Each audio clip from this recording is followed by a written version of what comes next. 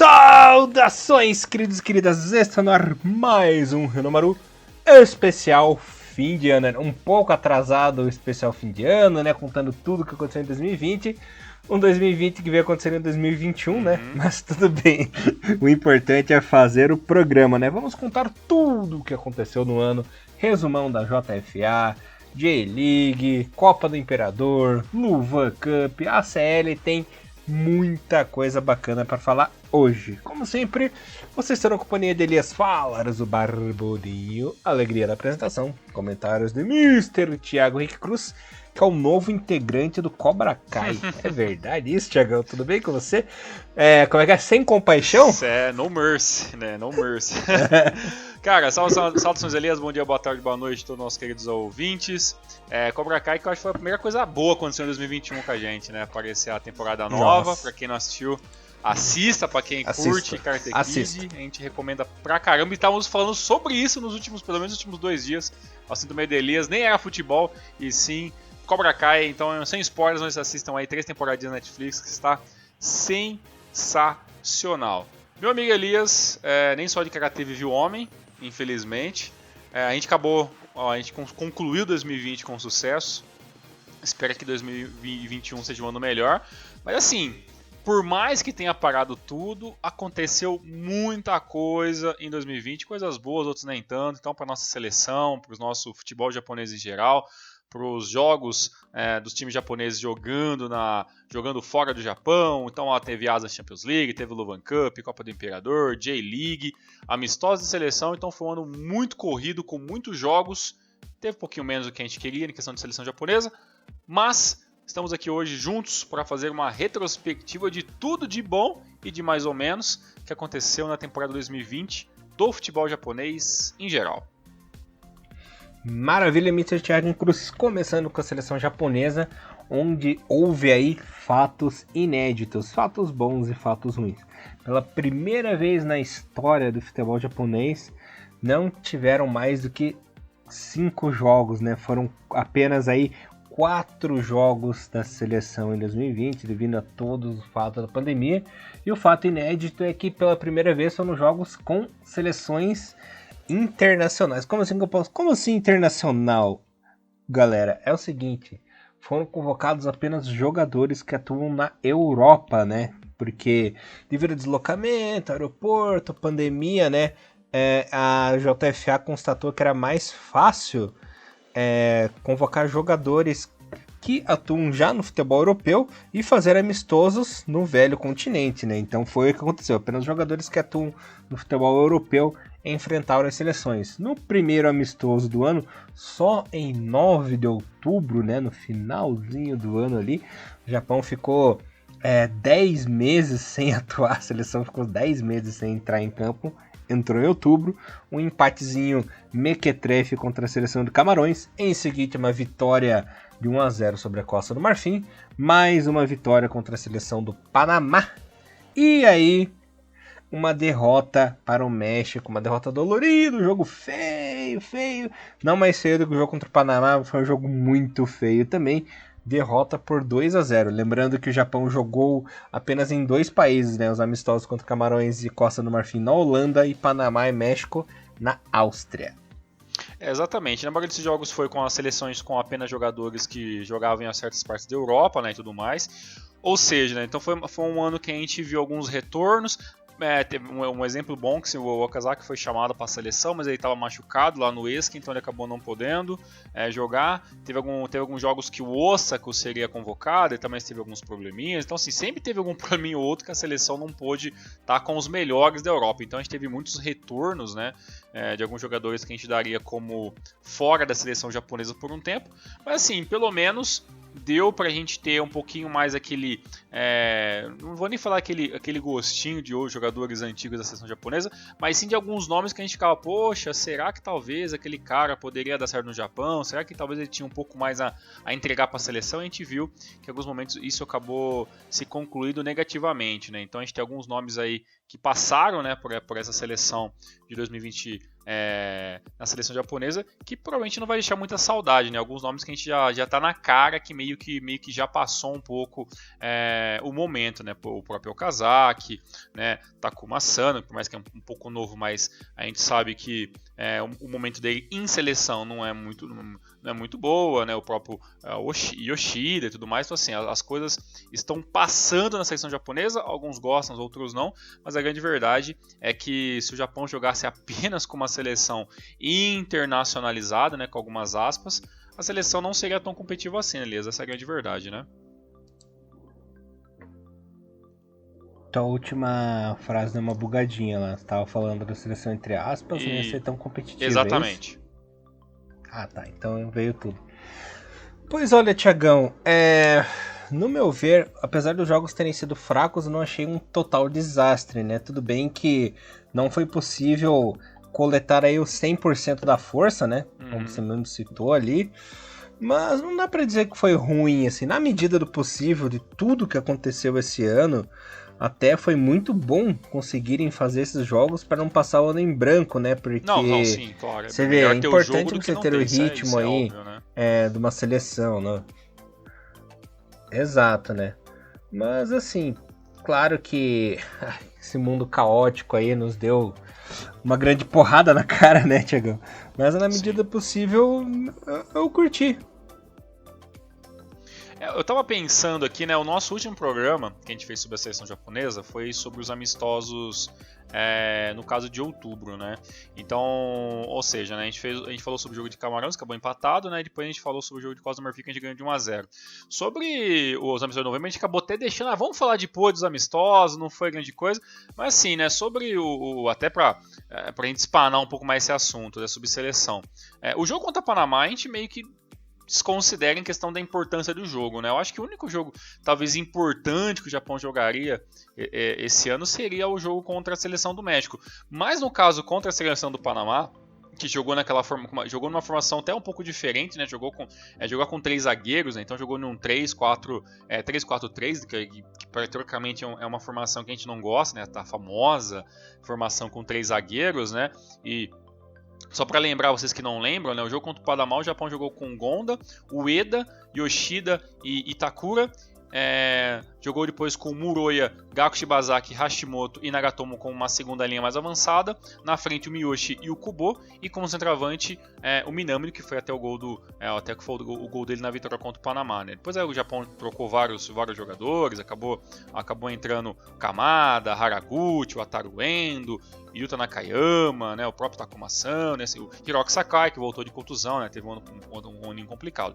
Mas o jogo que importa mesmo, né, o jogo que talvez que a gente poderia falar assim, poxa, não sei se você vai concordar comigo, mas pra mim o que pauta o ano 2020 para a seleção japonesa, que foi um ano muito raso e tudo mais, foi esse 2-0 contra a seleção do México, né? O Japão jogava uma partida ruim, mas com uma formação um pouco mais que os jogadores já estavam acostumados, né? Que é aquele 4-4-2, né?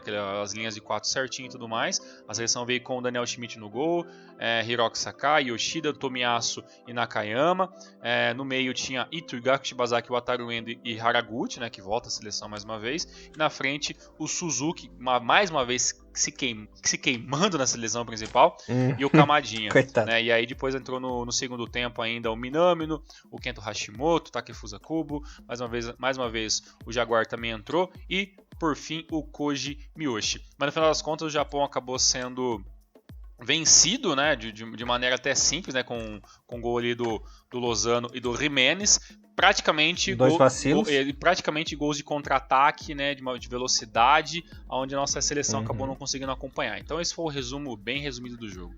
Elias, você não acha que por a gente ter perdido o único jogo importante do ano, isso não mancha muito 2020 para a seleção japonesa em questão de prognóstico para 2021? Olha, Thiagão, eu não acho que mancha devido aos fatos extremos que tivemos esse ano, assim, não dá pra exigir nada, sabe, nem pra dizer que manchou. Jogou, perdeu, até uma derrota normal, assim. Se tivesse perdido, assim, por exemplo, pra um Timor-Leste da vida, certo, assim, beleza, não foi manchado. Mas México é um adversário à altura, um adversário competente, É forte. até normal então o Japão perder pro México, né? A gente pode dizer na teoria, né? Não é nada fora do normal. Na teoria sim. Uhum. Então eu acho que manchou. Se tivesse perdido pro Panamá, aí sim. Uhum. Mas não, eu não acho não. Até pelas circunstâncias, né, como eu citei.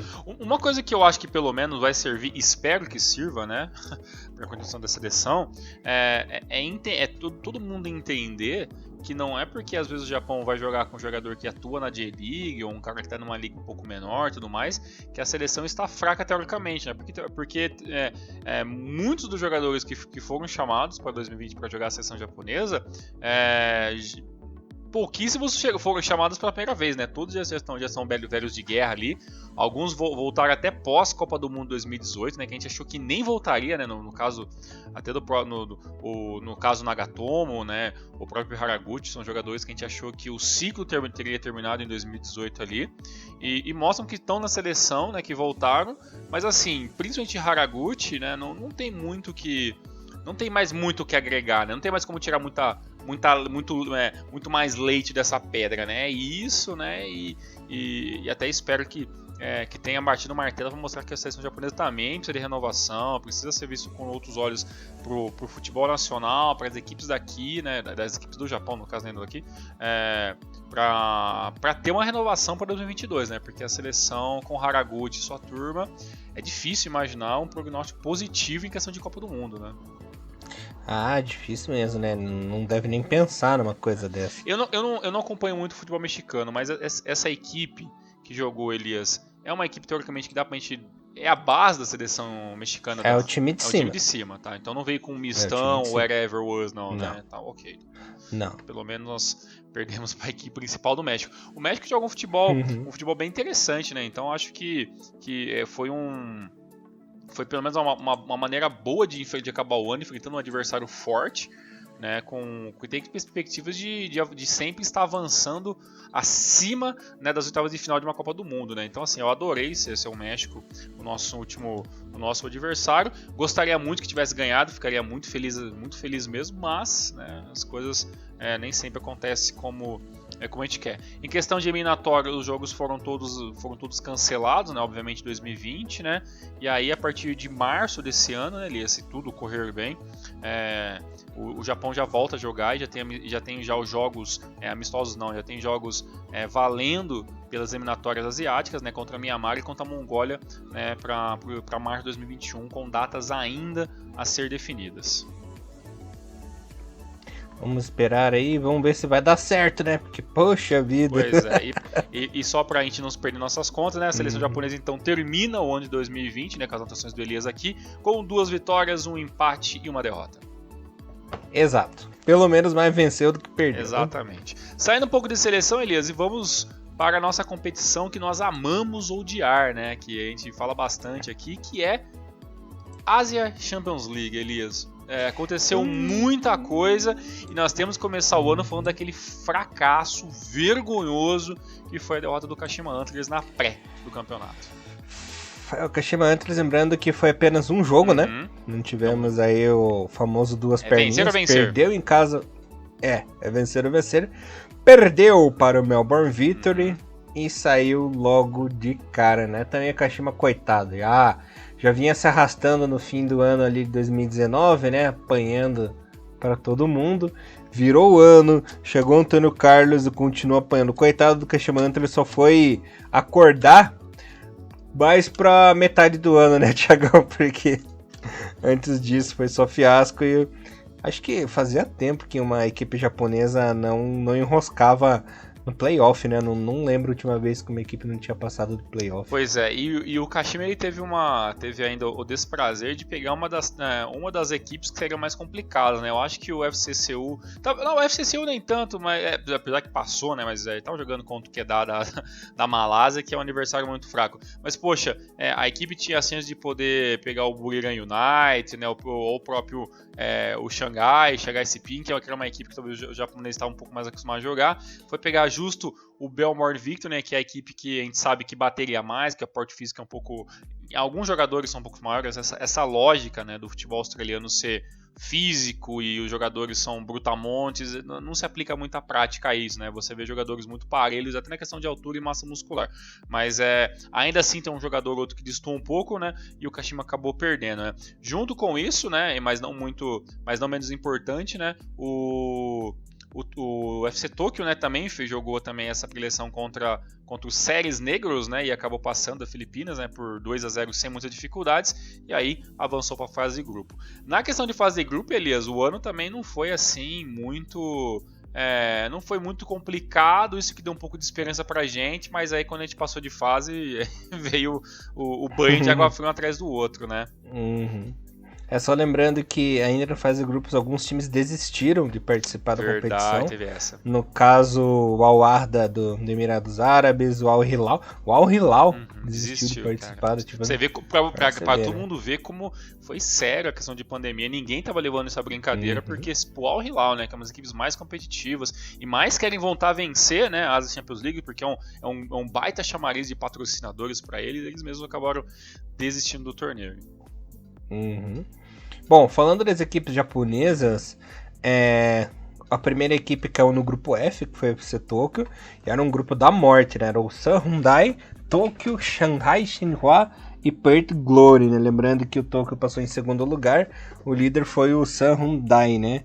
Um grupo que pegou fogo, que a gente ficava pensando, pô, quem será que vai passar, né? Foi apertadinho, o FC Tokyo passou com 10, o Shanghai, que foi eliminado, ficou com 7. No grupo G, outro grupo difícil também, o Kobe ficou em primeiro com 6 pontinhos, o Suwon com 5 pontinhos, o Guangzhou com 5 também. Lembrando que o nosso querido Johor da Malásia também desistiu da competição, por isso que teve essa pontuação baixa, né? Porque foram aí jogos a menos. Exato, o FC Tokyo passou bem, passou com 3 vitórias, apenas um empate e 2 derrotas, ficou em segundo. É claro, né, que o Yusan Hyundai passou com louvores, né, como líder do grupo com 16 pontos, né, 5 vitórias, um empate e uma derrota. Já disparava aí, já mostrava já que talvez seria uma das grandes forças, né, para a competição, né. O Perth Glory, coitado, né, ficou ali para apanhar de todos, né, então era o azarão.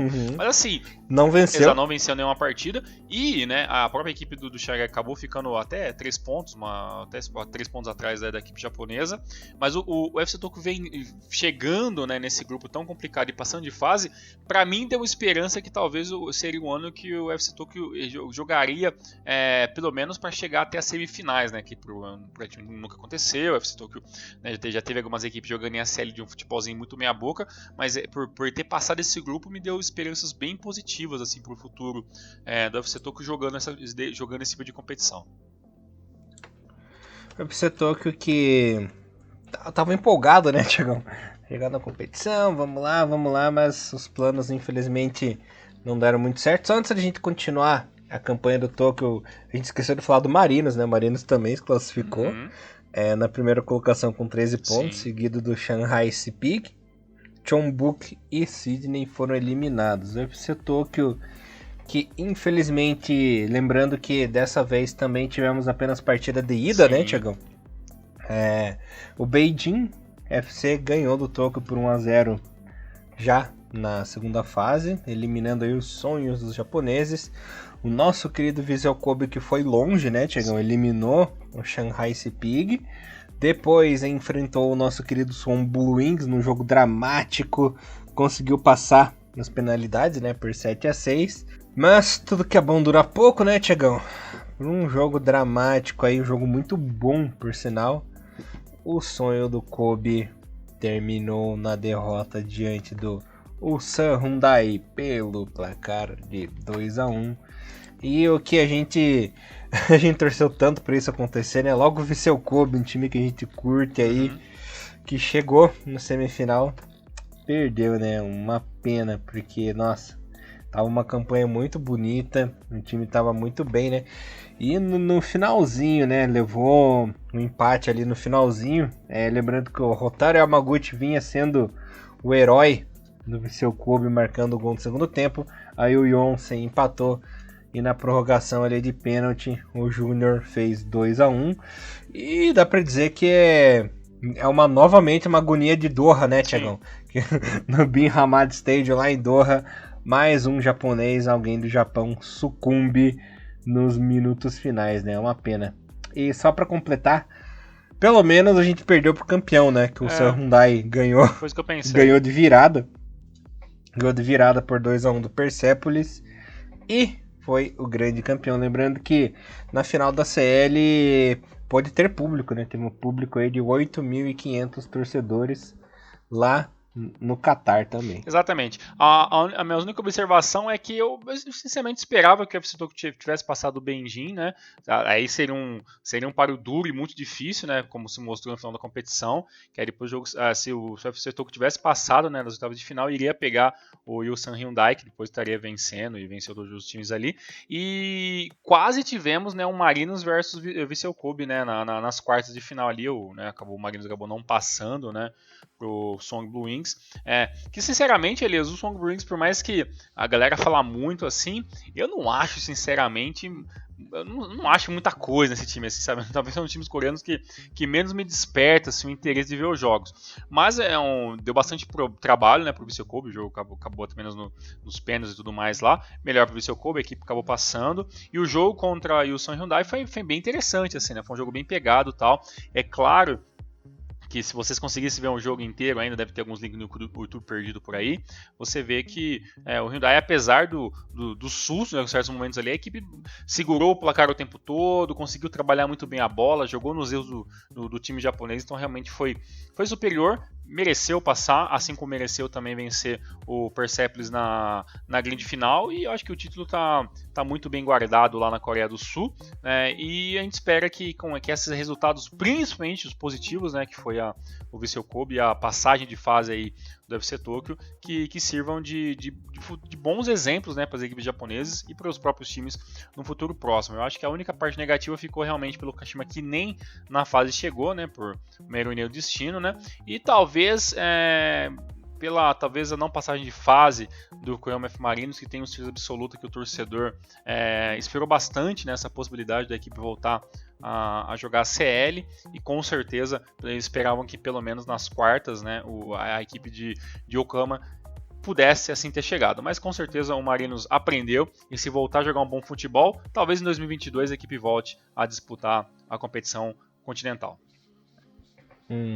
Só lembrando que temos aí 4 equipes novamente para 2021 nessa Champions League, 4 porque liberou uma vaguinha, né? Lembrando que o Kawasaki Frontale foi o campeão da J-League e da Copa do Imperador, e nisso acabou ajudando o nosso querido Cerezo Osaka, que terminou na 4ª colocação na J-League e herdou a vaguinha no playoff. Como que ficou então, galera? O Frontale, por ter ganho as 2 competições, já entra na fase de grupos, o Gamba, que foi o vice, também, e o 3º colocado, Nagoya, também direto, e quem entra no playoff agora é o Cerezo Osaka, porque herdou a vaguinha da J-League na 4ª colocação. Muito bem, perfeito. Então teremos aí 4 jogadores de 4 equipes japonesas. Espero que o Cerezo passe de fase e jogue as fases de grupos, né? Que é muito importante até para nós se você tá em casa aí e fala assim, poxa, eu não tô nem aí se o Cerezo vai ou não passar de grupo. Pense na parte positiva. Se o Cerezo passar de grupo, no próximo PES teremos 4 equipes japonesas, mais jogadores licenciados e faceados para você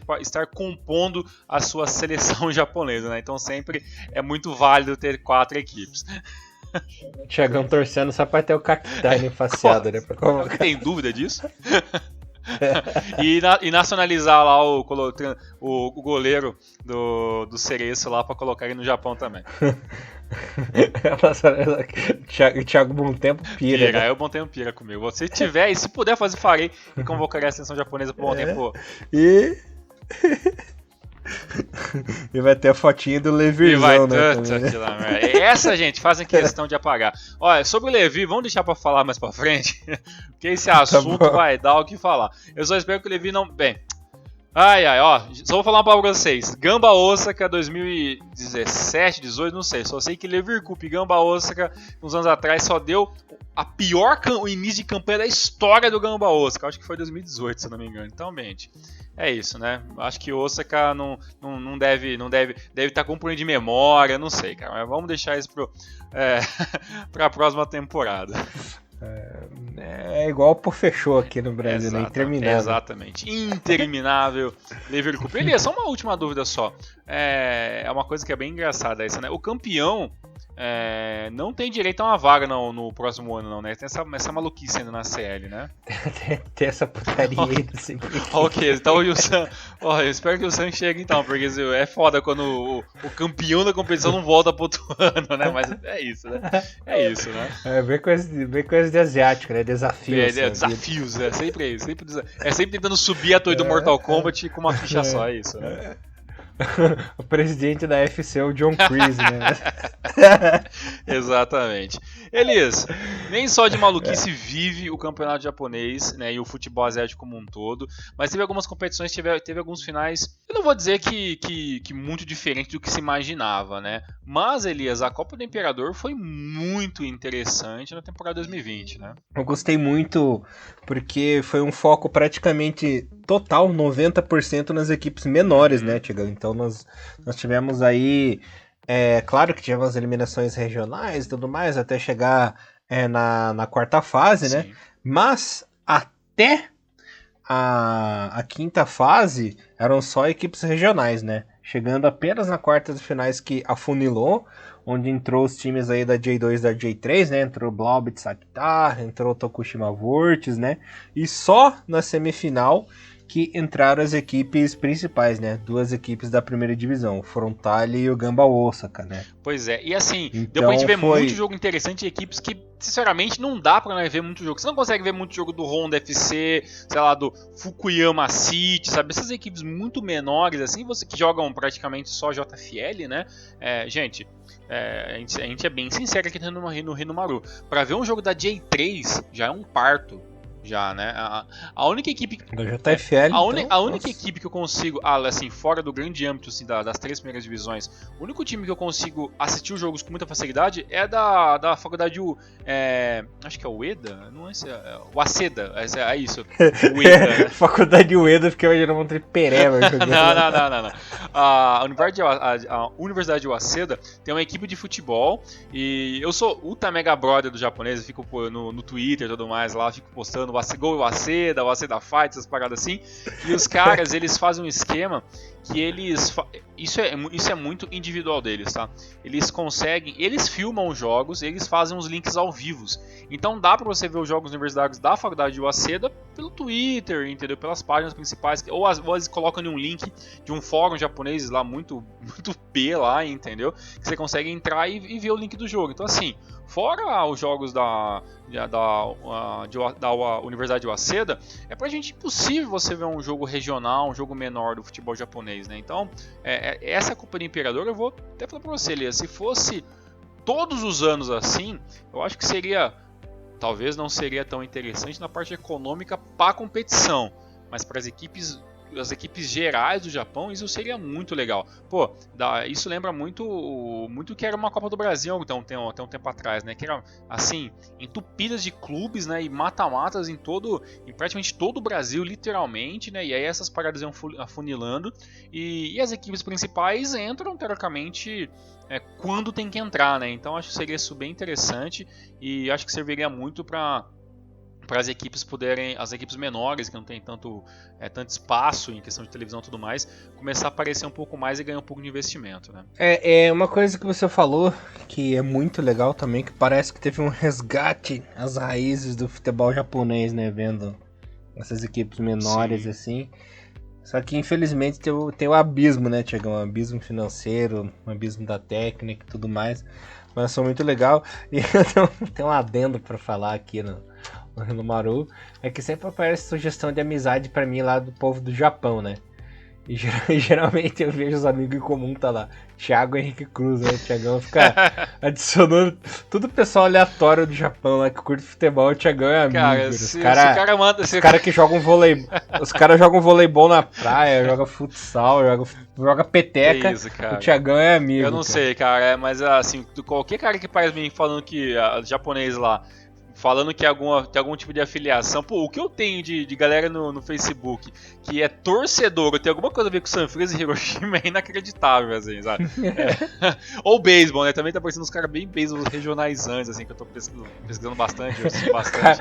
O cara tá fazendo modo carreira no beisebol, peguei agora vai adicionar os beisebeiros. Exatamente, tá fazendo modo carreira no Facebook aí com todos os japoneses possíveis do esporte, regionais. E é bem legal, Elias, porque é uma coisa importante, assim, não é tão importante, sinceramente, mas esses caras que são muito workaholic em questão de futebol e beisebol no Japão, os caras eles vão em todos os jogos, entendeu? Os caras são otakus pra cacete nesse assunto, os caras são viciados mesmo. Então você vê muitos caras filmando pré-jogo, torcida, cântico, que é umas paradas que é difícil de você ver, né? Então dificilmente a gente consegue entender como que é os cânticos de uma, sei lá, o próprio Fujieda, sabe? As equipes menores, Blaubitz e tudo mais, esses caras que vão no estádio, eles postam vídeo, então eu acho muito legal. E de certa forma acaba agregando a gente. Elias, na Copa do Imperador em 2020, a equipe que eu até citei, né, a equipe do Honda foi realmente muito longe, né? Assim como o próprio Fukuyama City também aí. E é claro, né, não iriam vencer a competição, mas pô, chegar até quartas de final praticamente, né? Perdendo, no caso o Honda perdeu pro Tokushima Vortex, né, da J2, e o Fukuyama City acabou perdendo pro Blaubitz aqui por 3-1.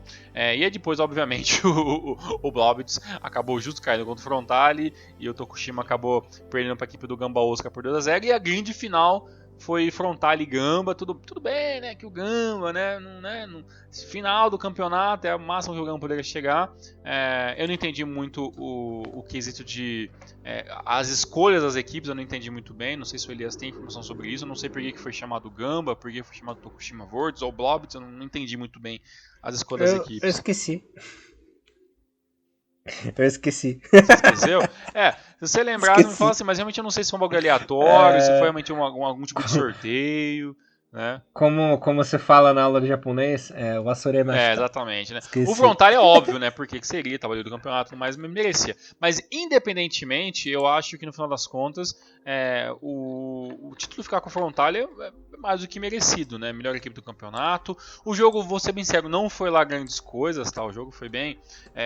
Óbvio, o jogo de dia primeiro, o jogo realmente sempre acaba sendo um pouco mais arrastado, né? Mas aí a equipe acabou a equipe do Frontale acabou vencendo com muitas modificações, jogando com a equipe principal, né? O gol saiu aos 55 minutos, um gol do Mitoma, né? Que é um dos melhores jogadores da equipe do Frontale e também da temporada do futebol japonês. E aí o título acabou indo para a equipe do Frontale e ficando em ótimas mãos.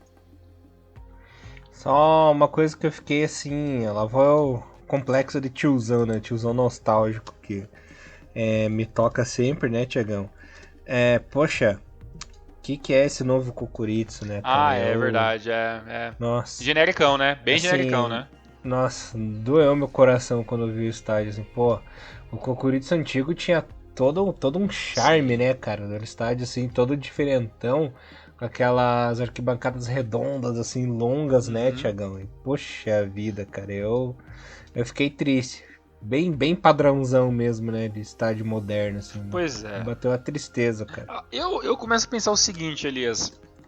Quando você começa a modernizar muito seus estádios, é porque alguma coisa a federação como um todo espera disso, né? Eu não sei se o Japão está se preparando gradualmente, talvez, para se candidatar a ser uma sede de Copa do Mundo no futuro, talvez uma sede única, né, não compartilhada com outro país. Sinceramente eu não entendi, mas assim, já são vários estádios, né, desde quando foi anunciado, né, a construção de Suíta e tudo mais. Você vê que é cada vez mais comum que as equipes japonesas estejam fazendo esse processo de modernização, né? Então assim, eu não vou estranhar se daqui, sei lá, 10, 12 anos o Japão realmente queira novamente fazer uma Copa do Mundo, principalmente se o fator Olimpíadas for um fiasco, né? Porque tem a conversa que não está descartado a possibilidade de você simplesmente cancelar, né, as Olimpíadas. Né? Já aconteceu uma vez na história, não vou saber exatamente a data,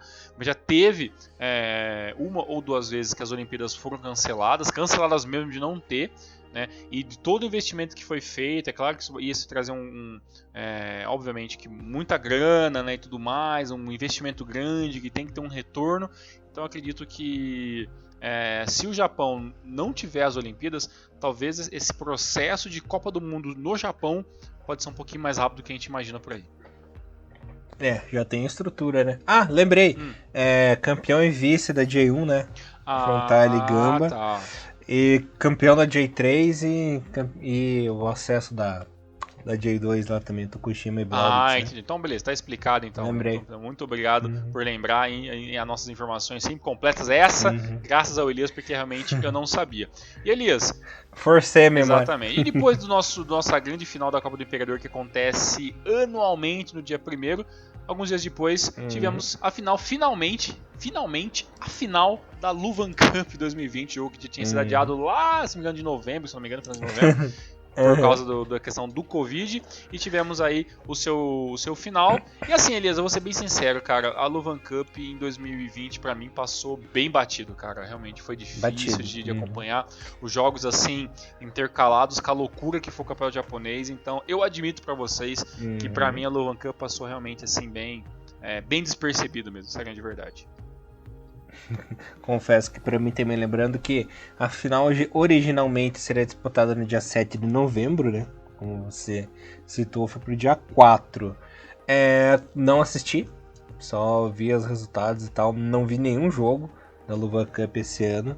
Pra mim passou batido, né? Então, só pra gente deixar completinho, no grupo A, quem passou de fase foi o Frontale e o Nagoya, ambos com 7 pontinhos. Kashima e Shimizu rodaram, Shimizu que não pontuou. Lembrando que esse ano, como foi atípico, tivemos só jogos de ida também, né, Thiagão? Pra encurtar o campeonato. Mas eu acho um vacilo o Kashima não ter passado de fase, hein? Vou colocar aqui. Foi um vacilo do Kashima não ter passado de fase. Era o campeonato que o Kashima tinha obrigação de passar de fase. Complicado, né?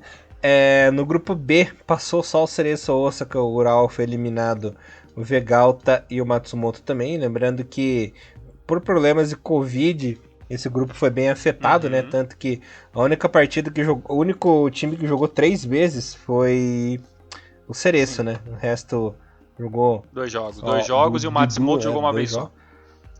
E largou mão do campeonato, né? No grupo C, quem passou de fase foi o Sapporo. Hiroshima, Yokohama F6 e Sagan não se classificaram por motivos também atípicos. E no último grupo, Reysol passou de fase, Gamba, Belmari e Oita não passaram. Dessa vez tivemos rodada completa. Nas quartas de final, o Marinos venceu nas penalidades o Consadole Sapporo após o empate de 1-1, 5-4 nos pênaltis. Eu vi esse jogo e foi bem ruim. Foi bem ruim. Horrível, né? O Cereço tomou uma surra do Reysol, 3-0 em casa. O Frontale deu uma surra no time reserva do Kobe, que nessa época estava se dedicando à CL ainda, né, Thiagão? Botou ali um reservão, um mistão, e isso custou caro. O FC Tokyo meteu 3-0 no Nagoya. Semifinais, o Marinos perdeu para o Reysol por 1-0 e o Frontale perdeu para o Tokyo por 2-0.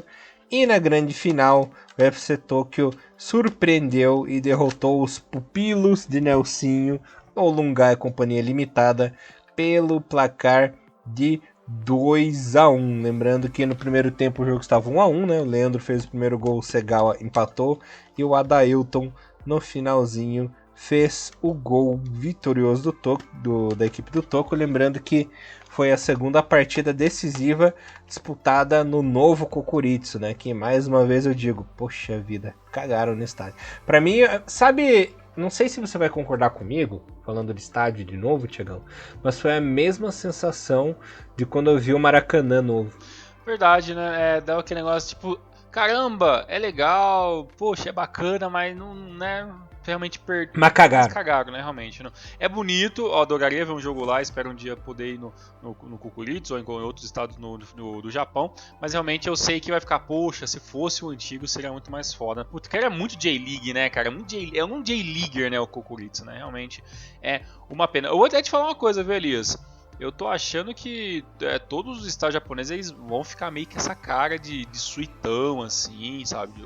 Entendeu? Eu acho que o último bastião que já é bem moderninho vai ser talvez, sei lá, o Saitama Stadium, né? Que tem uns negócios diferentão e tal, mas eu não sei também, não sei. Melhor a gente não se apegar muito mais aos estádios, porque a tendência é as coisas mudarem. Elias, isso que é muito louco, né? Às vezes eu acho que o torcedor de futebol japonês no Brasil ele tem uma memória muito curta, né? Ou não quer ter memória às vezes, essa é a grande verdade. Porque todo mundo ficou. Eu vi muita gente falando o seguinte: poxa, o Rei Sol não ganhou, poxa, que pena. Mas, porra, galera, o FC Tokyo era a equipe que tá jogando a CL, né, cara? Que quase passou para as quartas de finais, né? Que passou num grupo da morte dificílimo, tudo bem. A equipe perdeu muita base durante a J-League. Isso se mostrou até porque a equipe perdeu um pouco dessa base, né? Porque a equipe se colocou para jogar os jogos melhores possíveis na questão da Luvan Cup, estava assim jogando sério, né? A ACL, e assim, o título ficar com o FC Tokyo não é nenhuma catástrofe assim, não, né? É claro, né?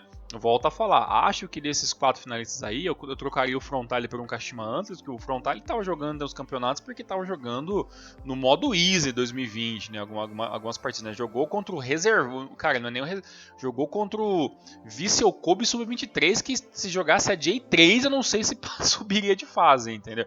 Então, assim, realmente um jogo ridículo. A equipe da Nagoya, é como o Elias falou, né? O famoso foguete molhado, esse é o Nagoya dos últimos anos, né? Que a gente espera que mude, mas esse é o Nagoya. E a equipe do Marinos, mais uma vez, sendo uma grande decepção, né? Então, a gente, como eu falei, a gente gosta muito do Marinos, tem histórias incríveis, tem jogadores incríveis, mas é uma equipe que muitas vezes acaba peidando a farofa. Esse é o Yokohama F Marinos. E aí acabou indo pra final as equipes que foram mais concisas. Muito legal a equipe do FC Tokyo ter vencido o Frontale por 2-0, né? E por mais que o Frontale possam dizer que não era o Frontale de força total, ainda assim é uma equipe com Mitome, companhia limitada, uma equipe perigosa, e o UFC Tokyo foi lá e ganhou com o double do Leandro. E a final, né, que foi esse dia que passou também na J-League Internacional, então falo mais uma vez, se você não acompanha, não é inscrito lá do canal da J-League Internacional, faça esse favor para você, porque os caras postam o jogo, e deu para assistir o jogo do UFC Tokyo contra o Kashiwa Reysol. Um detalhe bem interessante, Elias, né? Os jogos que eles passam dificilmente ficam disponíveis para assistir. Então você tem que assistir online e tal lá no momento lá. Eu fiz uma pequena tramóia para ver o jogo, Elias, eu admito. O que eu fiz? Eu deixei o jogo rolando, entendeu? Eu dei o play pro jogo rolar e pausei ele. E aí o jogo continuou rolando. Aí eu fui dormir. Aí quando eu acordei, eu só desapertei o pause, entendeu? E o jogo aconteceu. Depois que o jogo acabou, o link zerou e aí você perde o link, entendeu? Mas dá pra fazer essa tramoiazinha, entendeu? Usando aí o Firefox, que você dá play numa coisa ao vivo, né? O jogo vai pausar, ele vai estar correndo, e aí você pode depois voltar e assistir, ainda com aquele link com o PC ligado, entendeu? Então esse foi o esquema que eu fiz para assistir o jogo. Jogo interessante, o Reysol jogando muito bem em alguns momentos, é claro, jogando muito aberto. Esse que foi um pouquinho mais malandro, jogou um pouquinho mais fechado. Teve alguns errinhos de passe ali meio besta da equipe do Reysol no segundo tempo ali. E aí acabou saindo o gol da Dailton aos 74 minutos. E aí depois o Reysol ainda conseguiu dar um gás na parte final. Mas o FC Tokyo jogou direitinho, se fechou. E aí acabou vencendo com louvores essa final. E aí, né, na minha opinião, também o título acabou ficando em boas mãos, como eu falei antes. Thiagão usou os Stonks, né? Exatamente, Stomps, exatamente. E com isso, né, tardiamente, né, com o final do Levon Cup, termina-se então todos os torneios da temporada 2020 do futebol japonês, né? Agora eles entram em recesso, né? Obviamente, merecidamente descanso, né? Eu sinceramente gostaria de saber como que foi o final de ano das equipes brasileiras, né? Porque realmente não teve isso aqui no Brasil, os campeonatos continuam e tudo mais até fevereiro. Mas o Japão, na teoria, descansa. Quem passou para a série já pensa em ACL. Obviamente que o final de ano das equipes como Cereço e equipe limitadas, que são as equipes um pouquinho que que obviamente que estão um pouco mais de dificuldade em questão de ACL, vão começar um pouquinho mais cedo.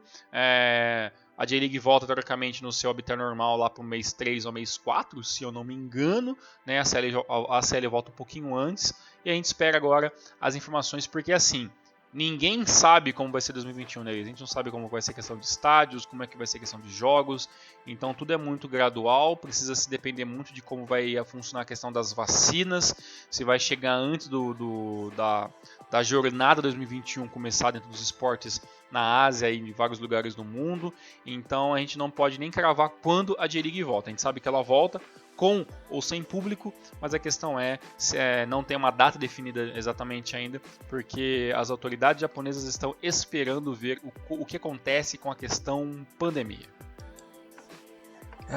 Espero que esteja acabando logo isso. Exatamente. Todos esperamos e também, né, nós estamos aguardando, né, ansiosos para saber as definições das Olimpíadas, né? Deveria ter tido, né, em 2020, não teve, obviamente.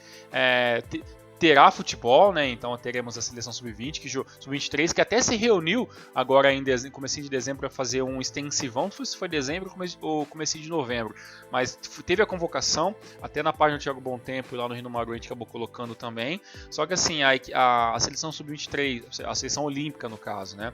Ela foi convocada, mas não para jogar, né? Mas sim para fazer uma semana de treino extensivo, né? Então acho isso bem interessante essa ideia de você manter os jogadores ativos, ou seja, né, o Japão tendo uma Olimpíada em casa, é óbvio que vai querer fazer o impossível para ter, né, fazer uma boa competição. E a gente espera que realmente isso aconteça e que a gente possa estar voltando aí o quanto antes para dar essas boas notícias que vai ter as Olimpíadas 2020/2021.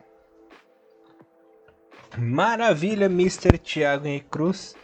Foi boa essa retrospectiva aí, gostei. Foi rápido. Coisa a gente queria ter mais jogo de seleção, mas não tem, mas a gente espera que 2021 tenha mais, né? E aí, lembrando que logo volta a nossa eliminatória, passa essa fase chatíssima, e aí começa o pegar pra capar. E aí vocês vão ver o Sino Maru da gente surtado aqui quando as coisas não funcionarem, né? Então, retrospectiva um pouquinho mais curta. Elias, espero que você tenha gostado. E para finalizar, Elias, no final da obra, né? Bom, gostou, não gostou, queria mais, alguma coisa positiva para estar destacando, alguma coisa negativa que você queria destacar para finalizar esse programa? A única coisa que eu queria comentar, assim, é que tem um pouco de opinião minha, não sei se vai concordar comigo, mas é um pouco de exagero de falar que o Frontale, tudo bem que ganhou tudo, beleza e tal, é a melhor equipe de todos os tempos do Japão. Eu já discordo um pouquinho, porque tivemos aí, como que eu posso explicar isso? Eu preciso achar um termo exato pra isso, Thiagão. Não tem problema, eu corto. Pode ficar cegado que eu corto depois. Não precisa cortar. Tivemos, assim, dificuldades, entre aspas, né? Que eu não consegui achar o termo certo. Por quê? Porque é um ano atípico, rolou pandemia. Não dá pra dizer. Nem o Frontale, eu acho que chegou a usar 100% aí da sua força, sabe? Entendeu? Tudo bem que ganhou com braçadas largas a J-League e tal, mas não sei se seria assim se tivesse em circunstâncias normais, sabe? Em questão que a gente fala assim, né? A gente tenta fazer uma análise em cima do que número final, né? Se a gente for ver o número final, né, você vê lá o campeão da J-League 83 pontos, o segundo 65, parece mais do que acontece muito na J2, na J3, assim. Então, assim, é claro, eu acho que em questão de resultado, né, resultadista, né, é a equipe que talvez venceu com uma das maiores facilidades. O mais louco é que a equipe que tinha mais feito ponto era o Júbilo Wata, né, no final dos anos 90, e não ganhou o título no final das contas, né? Então realmente era a época que tinha final separada, então era outros tempos. Mas eu acho que não é a melhor equipe em questão de conjunto. Obviamente, se você pegar algumas equipes do futebol japonês, tanto dos anos 90, dos anos 2000, a gente teve umas equipes assim que eram muito redondas, né? Sei lá, eu fico pensando, né? Pô, você pega, né, o Urawa 2007, né? O Júbilo 2002. Pô, você pega... Desculpa, eu sei que vocês vão dar risada de mim, mas eu acho inacreditável aquele Gamba Osaka de 2007, sabe? Com com um monte de jogador, com o Lucas, com Baré, Futagawa, essa puta que pariu, tinha, cara, Kaji, tinha uma equipe inacreditável, assim, no papel. Então, assim, o próprio Kashima, o Kashima tricampeão 2007, 8, 9, entendeu? Que era uma equipe com, de Marquinhos Cambalhota, né, o Tida no começo da carreira. Então, assim, o futebol japonês teve, sim, equipes inacreditáveis. Essa comparação que eu acho que você está tentando fazer, eu acho que é um negócio que a gente viu aqui no Brasil muito recente, né? Quando todo mundo fala assim, a equipe do Flamengo é a maior equipe que o futebol brasileiro já fez, né? Beleza, né? Equipe que venceu um monte de coisa, mas assim, colocar no mano a mano contra as equipes do passado com contexto igual, realmente, falar que é a maior equipe do futebol japonês, eu acho que realmente também deve ser um exagero. Eu gosto do slogan, eu admito que eu gosto do slogan do Frontale, a maior equipe do futebol japonês, por tudo que é a história do Frontale, mas realmente, se a gente for usar a lógica, no papel... Até por ser emergente. Exatamente, é por ser emergente, mas no papel realmente a gente teve equipes muito mais históricas, é claro, né? Eu e o Elias, dificilmente a gente votaria no Frontale para a melhor equipe do Japão no geral, né? Até porque, Elias, tem muito esse negócio também, né? A melhor equipe de 2000 e tanto, chega no outro ano, a tendência é não vencer, né? Você vê aqui no Brasil mesmo, a melhor equipe de 2019 e 2020... tá aí, dando os seus tropicões, né? Então vamos ver se em 2021 o Frontale vai ter realmente esse cacife todo aí para estar aguentando a pressão de defender o título, né? Coisa que, por exemplo, o Marinos não fez, né? O Marinos em nenhum momento conseguiu defender o título em 2020 daquele campeonato belíssimo que fez em 2019, né? Então realmente eu até deixo aí pra galera dos comentários aí falar para vocês a opinião de vocês, quem foi a maior equipe de futebol japonês nas suas opiniões. Fechou então, irmão? Fechou. Voltamos em breve. Assim, vamos até dizer o seguinte, né? Se a gente demorar uma semana pra voltar, a gente pegou algumas férias. Tem algumas coisinhas pra gente estar gravando ainda aí. A gente vai conversando e atualizando vocês aí. Mas no grosso do geral do tudo que a gente conseguiu fazer, este foi a grande retrospectiva, né? De tudo de mais importante que aconteceu no futebol japonês. Se a gente esqueceu de alguma coisa, vocês avisam a gente aí que a gente depois faz alguma erratinha. Maravilha, Tiagão, quero agradecer aí pelo primeiro programa do ano. Voltamos provavelmente na semana que vem. Exatamente, né? Na semana que vem ou depois de 1 ou 2 semanas de férias. É isso aí, galerinha. Muito obrigado mais uma vez. E Hinomaru levando o melhor futebol japonês pra vocês, galerinha. Valeu! Valeu, um forte abraço, com Deus. Tchau, tchau. Sayonara!